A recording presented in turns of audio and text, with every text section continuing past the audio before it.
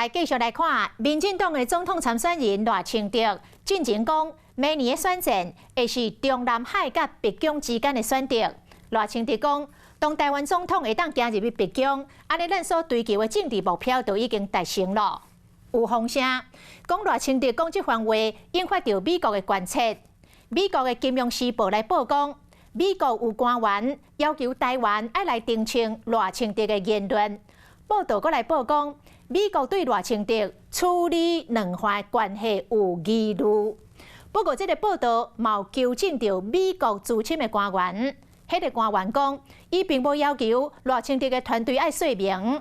咱的总统府甲外交部长吴钊燮嘛拢表示讲，美国无这种的关切，美国嘛无要求台湾爱做出着相关的表示。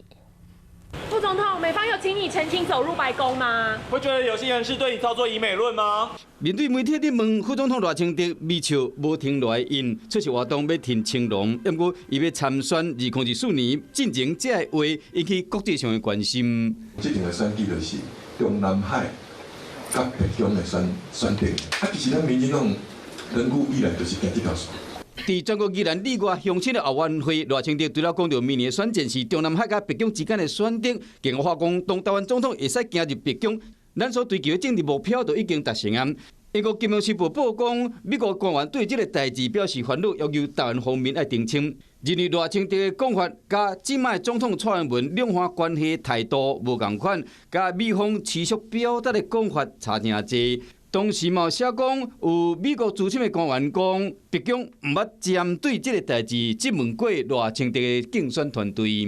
那其他单位敢有关切无加讲？就如同这个报道本身所说的，美国的资深官员已经否认了他们跟赖副总统团队有任何的关切。那实际上，在过去这几年之间，我们跟美方之间的合作或者是沟通是相当的密切。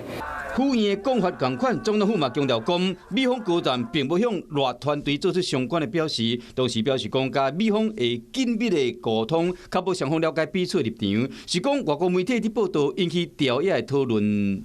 赖清德现在有一点变这个以前陈水扁第二的味道出来了哈，他讲台湾总统，那不就是暗示台独成功？说我走进白宫，我就完成台独了，这是道地的骗票，顾声誉的票。并不认为说这个是美方有过度的在这里做出反应，我们也不需要任何一篇的这个臆测的报道去做这样的一个过度的回应。我们会持续跟美方来继续沟通。再三澄清讲，甲美国方面会持续的沟通，嘛甲理念同款的这个国家做交流，袂好台美的关系受到影响，更加袂好赖清德8月份要访问美国行程出现变数。